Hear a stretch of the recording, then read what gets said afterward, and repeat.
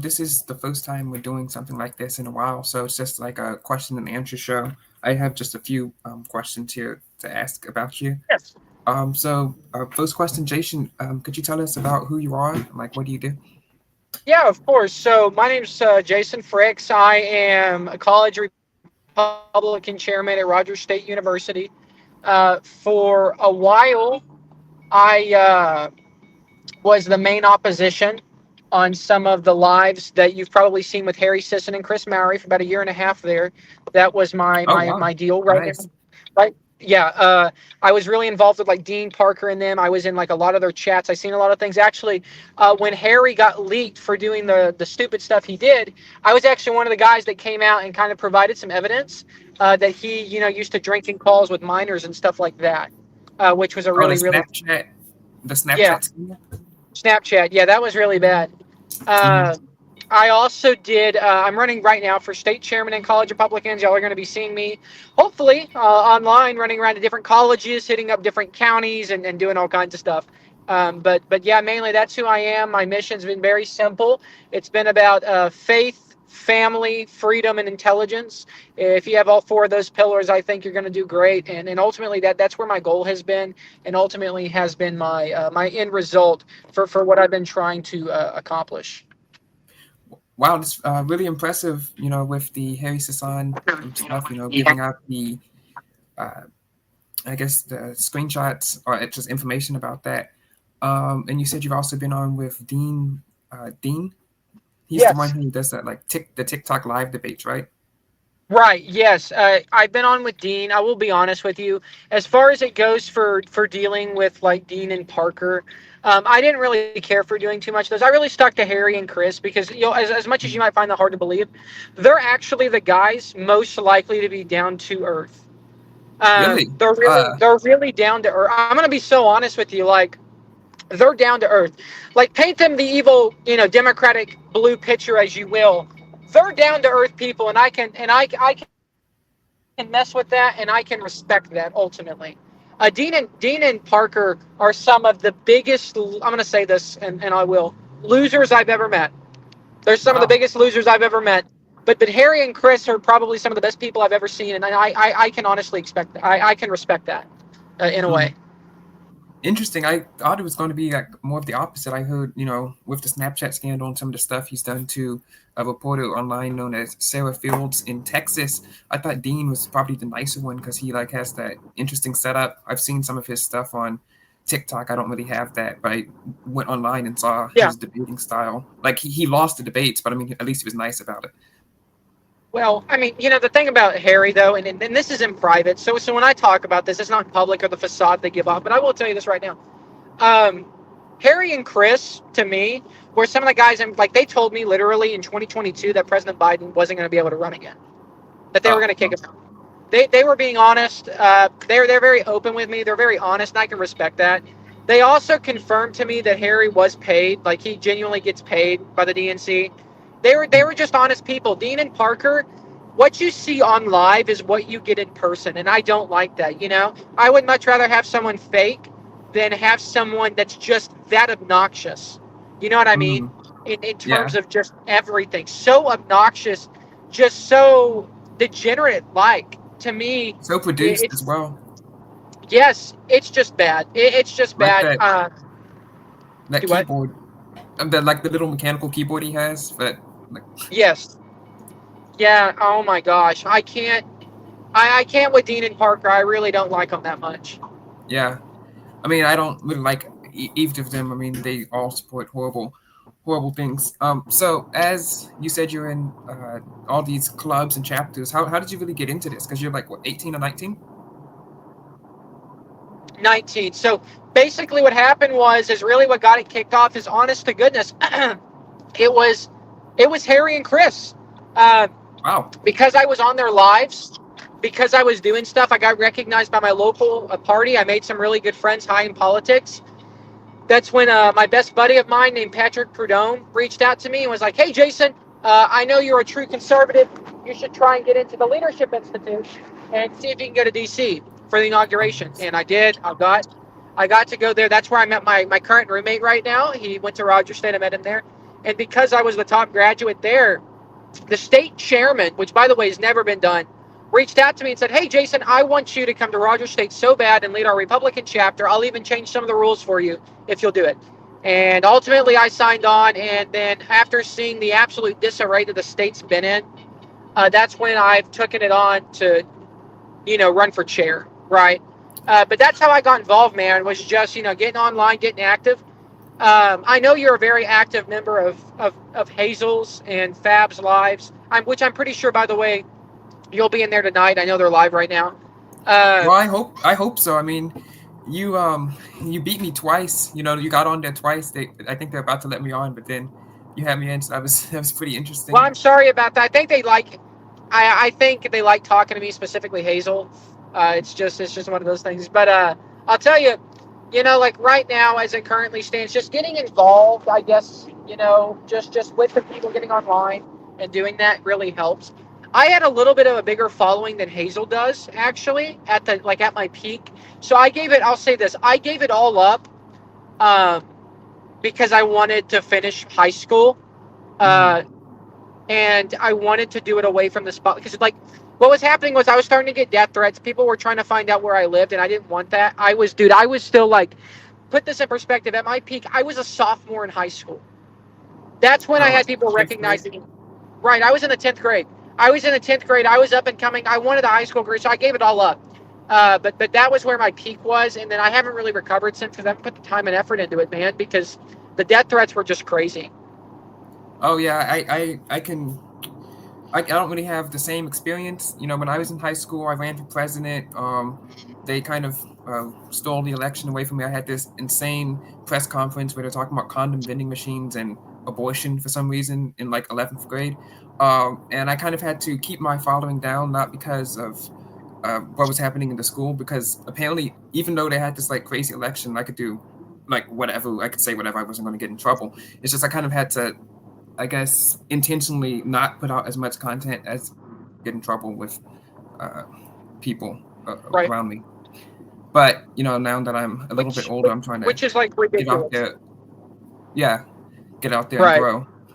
Um, Speaking of, you've been Yeah. on live with Hazel. You debated pretty well, for the for your position. Um, just give me your stance on that about what you're talking about. On what? I'm sorry. Say that again. On Hazel, when you debated her about abortion.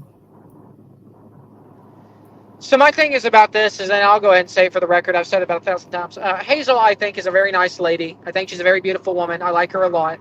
I think there's some good qualities, and you've probably seen me joke about them on live with Fab last night.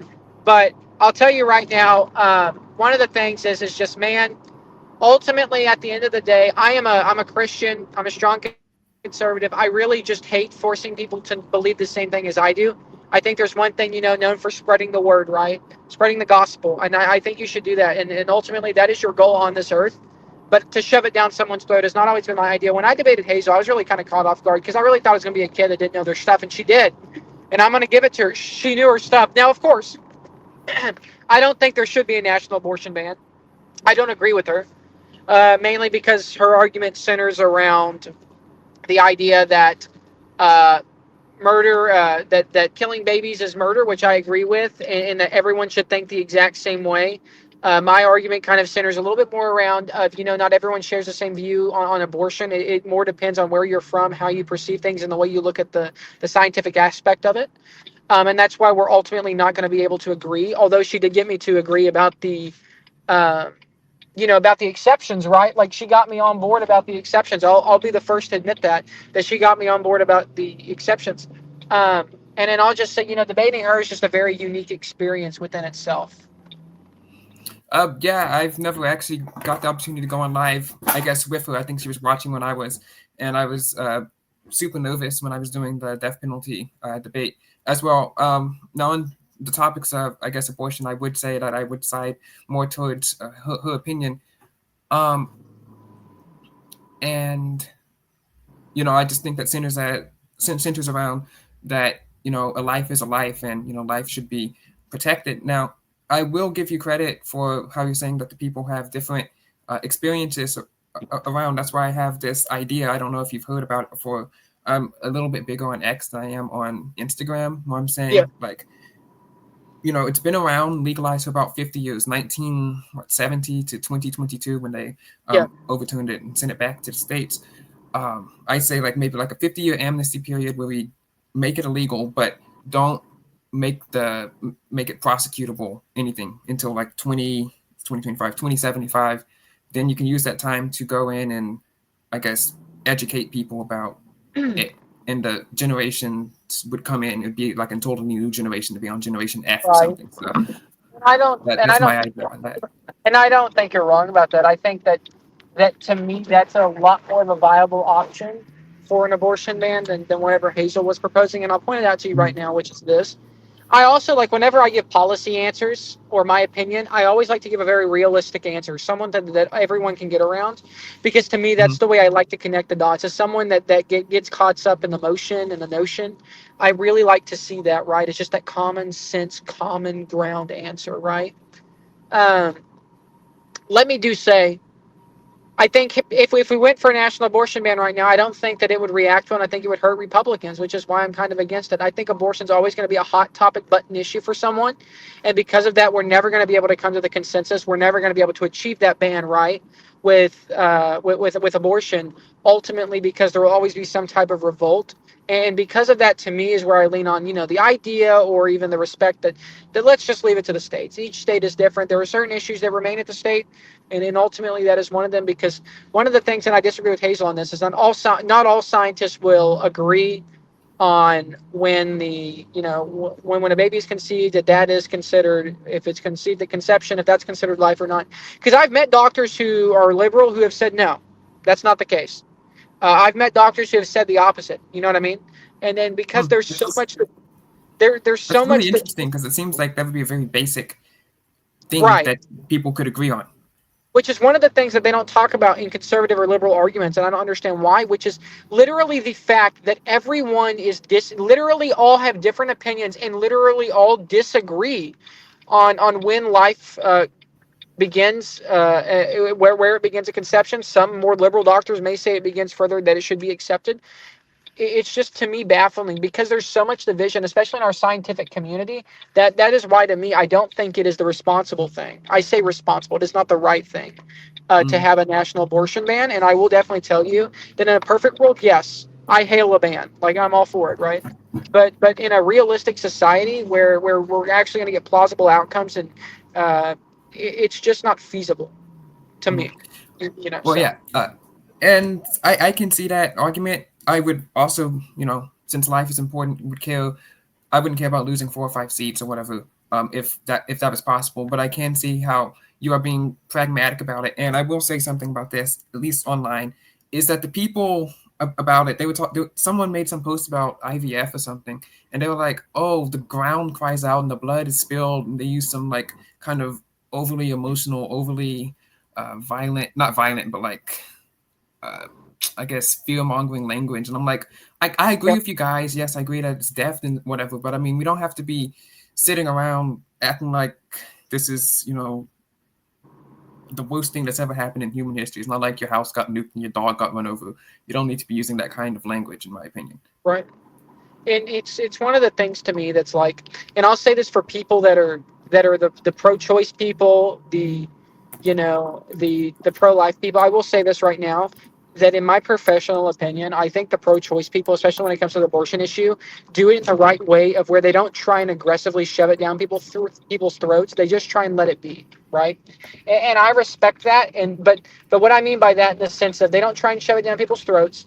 They just try and point out the fallacies and go about with it. But the thing with conservatives and the Well, pro-life I mean, movement I'd say that. is, Sorry, I'd say um, that they kind of do that by just going into the media by saying it's like the default position, so they don't really have yeah, to sit there. It's like how people who say that the Earth is round, they don't have to sit around and argue that the Earth is round. Like most people agree that the right. Earth is round. It's people who say that the Earth is flat have to sit there and debate their way out, and that's the problem. Right. And I'll tell you one thing too, like with the pro-choice, and this is one of the things I think with the pro-life movement needs to pick up on the pro-choice, and I will stand on it, is just the fact that the pro-choice movement, they basically kind of center, and they're just like, yeah, this is what we believe, this is the facts, look at it as you will.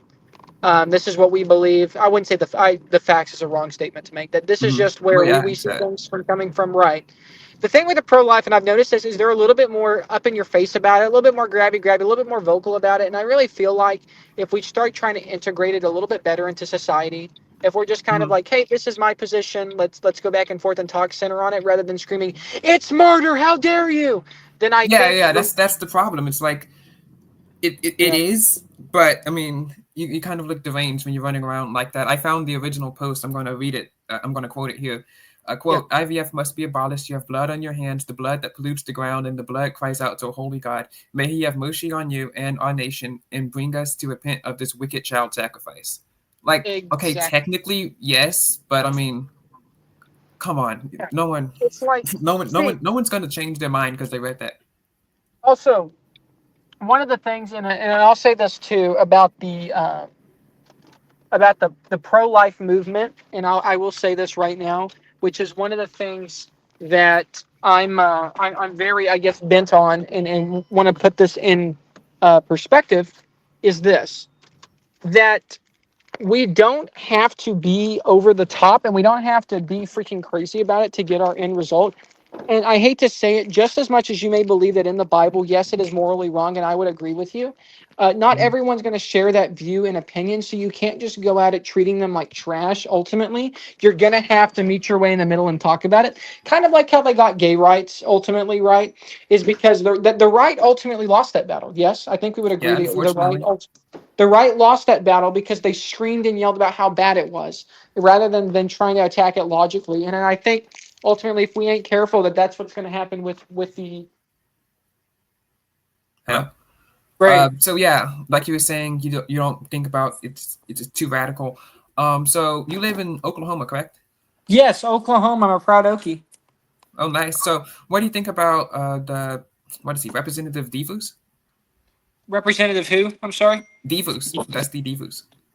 Uh, I don't. I'm gonna be honest with you. I haven't read too much on. I don't really have a specific, opinion really on it. Oh, okay. He's just very I'd say vocal. Like he'd be the opposite of what you were just talking about. Yeah, probably. Um, I think that I'll be honest with you. I tune out a lot of that noise. I really try to. I really try to tune out the noise like that. Hmm. So, and just I ultimately try to tune out the noise and not focus too much on what my representatives are saying. Although he's not my representative, I'm represented by Josh Brasheen. He's a little bit more vocal, but a little bit more quiet about it.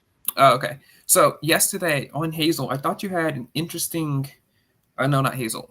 Fab. Sorry. Yeah, I think you had an interesting stance. So you said that uh, we should support Israel because it's in the Bible, but you don't believe in their current government. Could you expound on that? Yeah. So what I meant by that was, I think that the Israeli government, the people that's been running the government, has been in power for far too long. That I don't think they're doing it for the pure reason of Christ. I think they're genuinely doing it just for a power grab because of where they are in the Middle East, and the only Middle Eastern country, one of the only Middle Eastern countries, right, to have nuclear weapons. I think we should Well, I protect mean, Israel. We should I'd hope protect. so. I mean, I don't want anyone else to, honestly. Can you imagine if Al Qaeda did? Oh my gosh, Yeah, I uh, mean, the that would be the problem instant. with that is that mutually assured destruction only works against countries that want to live. But I mean, if they don't care if they live or not, then they'll just be shooting those out like fireworks on Fourth of July.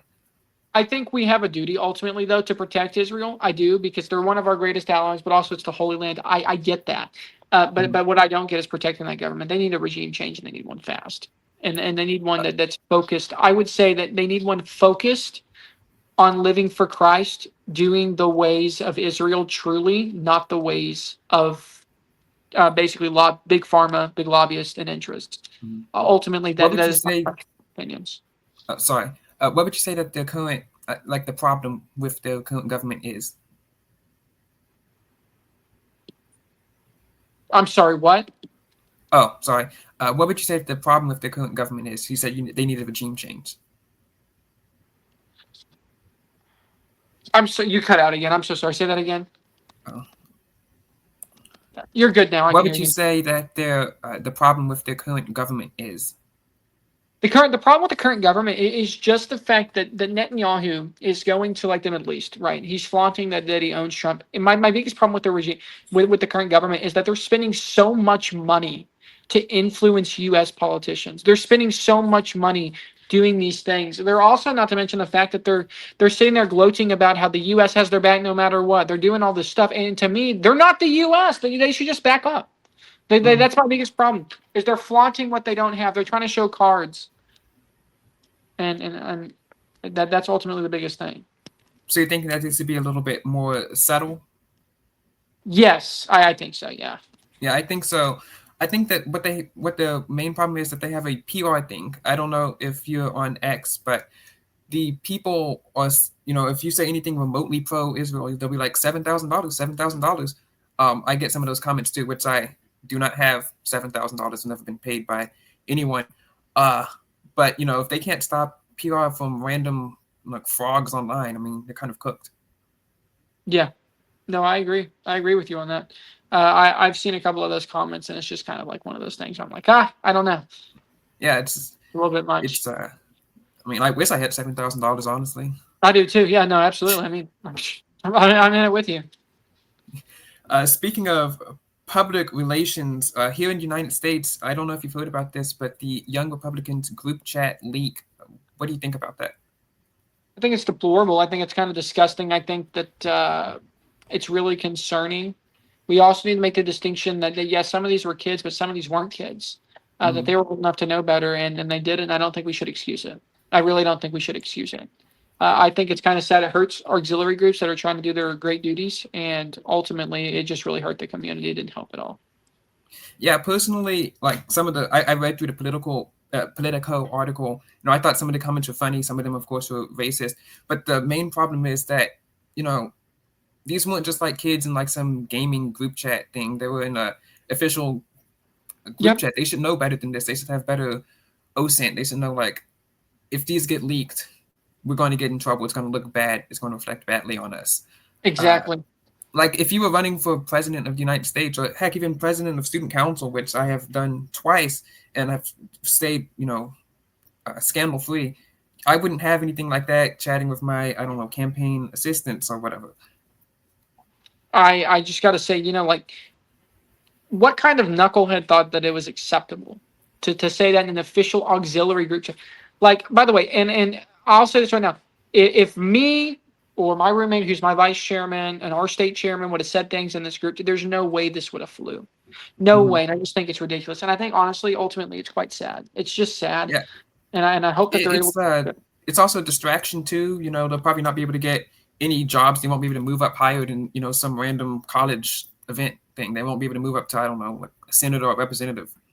Well, also ultimately, too, it is just the fact that some liberal Republicans and Democrats are taking this and being like, well, if you're in Young Republicans, you should be fired. You should have to leave. But that's not the case. The leadership doesn't represent the rest of us. Ultimately. Yeah, exactly. It's just like a few bad kids in the few bad kids. Yeah. They don't represent the entire bushel. Mm-hmm. So what is college like for you? Well, college is, it's a pretty unique experience. I live it, basically. I try to hold in there day to day as much as I possibly can.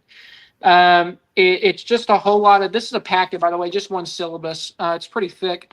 It's freaking ridiculous, but college is a really great experience. I'm in a fraternity. That's all beautiful.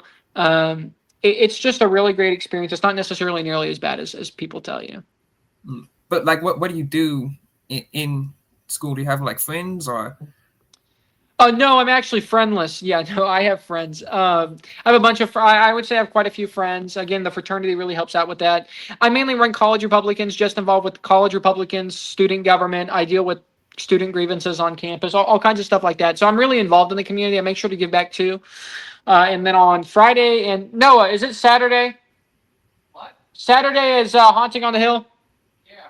And then on Friday and Saturday, we have Haunting on the Hill, which will be a great thing. It's a haunted house. I'm going to be a tour guide. If any of you guys if any of y'all watch this and you're in Oklahoma, go to Haunting on the Hill. Seriously, you'll see me in the flesh. I can't promise I won't scare the living crap out of you as I'm your tour guide, but nonetheless. But that's really what I do. I just try to give back as much as I can because I think it's my duty too, and I really love being involved in the community. Oh, that sounds really fun. I wish I could, make friends here, yeah, in person. Um, I always wanted to go, I guess, away to college. I've always wanted to be in a student council, be student council president. I barely lost in 2022. I was brand new in 2023, but I did become secretary, and then I wrote a book about how I But won, which is funny. But after that, after doing all my running for all these political offices, I graduated. So I kind yeah. of moved away. So I just wanted to know what it was like because I'm still at home right now. Oh, well, yeah, no, it's like great. I love it. I wouldn't trade it for the world. It's a really great experience. Just try and get in there, get involved, right? Try and get in there and get involved. I'll tell you one of the things, and actually, I'll show you guys this. So this is, by the way, the guy that I'm supporting. Hold up, I'll prop Hmm. y'all up here. This is the guy that I'm supporting for Oklahoma governor. I went to actually their campaign meeting tonight. That's where I was at. So I couldn't do things. And college Republicans helped me do this. Roger State did too. Mike Macy. Although y'all can't see it, it's split backwards. That's okay. What a great guy, Mike Mazy. Love him. Love his dad. Shout out to both of them. But seriously, college Republicans help me do stuff like this, like get involved, do stuff like that. So campus life is great. It's not bad at all. Well, nice. Well, if I ever went to college or go to college, maybe I can get in something like that. You kind of remind me of I don't know if you've heard from Bryden Hollyhan. Yeah, I'm not a huge fan of Brylan. Really? I happen to be on. See, here's the thing. We tried asking Brylan for help back in like Hmm. 22, 23 with the youth movement, and he just genuinely just wasn't given. He wasn't doing it. He was Hmm. to me. Unfortunately, I'm sorry if he hears this. Sorry. He was more of a sham, a fraud, a really big of a letdown for me because I really looked up to him and thought he was going to be able to get the youth involved with the GOP, and all he did was sit up there with Ronna McDaniels. And then when Ron DeSantis ran in the primaries, he backed Ron DeSantis because he didn't think Trump was going to have a shot. And that Oh ultimately well, makes. I backed him and what's her name, Haley, back in 24 and 20. But Well, after. well, Lord bless you. Lord bless you. But I'm kidding. Ultimately, I just didn't care much for Browning because I think that he's trying to carry on a brand of a youth movement that just simply isn't going to work. Mm. The way he's doing it's not being effective. But I do know who you're talking about, and I've been given that similarity. I know some people said in the chat last night that I looked like what is it, young Sheldon and Ben Shapiro.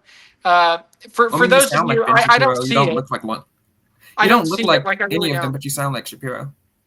Well, thank you. I don't know. I don't see it. I think I'm a pretty Southern guy. I try to keep the best pro all the time. Isn't Can't go wrong with. Sheldon? Isn't Sheldon Shefton? He's from Texas. Yeah, he is. He's from Texas.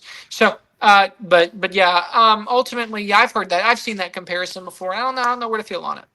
Well, I mean, I like the guy personally. I just found him when he did his video on the plane, and for some reason, people were dunking on him. So that was actually my first video when I decided to reboot the channel. Was defending him. I think it's my most viewed video still. Yeah. Well, I think he's right on some issues, but I just think he's a little, a little out there for me. Mm. But you know what? Hey, maybe one day I'll get a chance to meet with him and then talk to him about it, and we'll be able to hash it out, him and I. All right. Well, I think I have one final question here. I just Yeah. want to test your geographical knowledge. Name all 7 continents. Oh my gosh. Okay. Yeah. Here we go. Ready, locked. We got North America, South America, Europe, Africa, Asia, Oceania. That's what it's called, Hazel, not Australia. And then we got Antarctica. Listen, I got 7 of them. There you go. I'll just say Wait, did this you right forget now. Africa? No, I said Africa. Don't Oh, say that well. now. Listen. Hey, shout out Pluto for real. Shout out Pluto. We love Pluto. What a great guy. Anyhow, but yeah, that I can name all 7 continents. Well, thanks for coming on, and hopefully this will be uploaded soon. Okay, great. Looking forward to seeing it, man. Thank you for having me on the show. It was nice talking with you, and feel free to invite me back anytime. I'll happily do it. Maybe I won't be in a chaotic setting. Oh, well, thanks, guys. And if you guys want to get into the show, go to thetechboy.org/teen, where you can be on the Truth of the Tech Boy web show or the This Week in the Tech Boy podcast. Finally got a teen after spending thousands of dollars on ad bills. So that's great. Thanks for coming on. Well, All right. Well, God bless you all, and tech talk to you later. yep, great. Am I going down to the next light? I am. Great. Um, I will tell you that Tulsa traffic is not for the weak. I'll tell you what. Mm. It is definitely not. But I encourage, if you ever get a chance to live in the big city, encourage it. It's always really nice. Um, Oh, well, I live in Houston, so oh, well, then you know. Then yeah. you would know for sure. But go ahead. Yeah, do you have any questions? I don't really know your setup, so. Yeah. This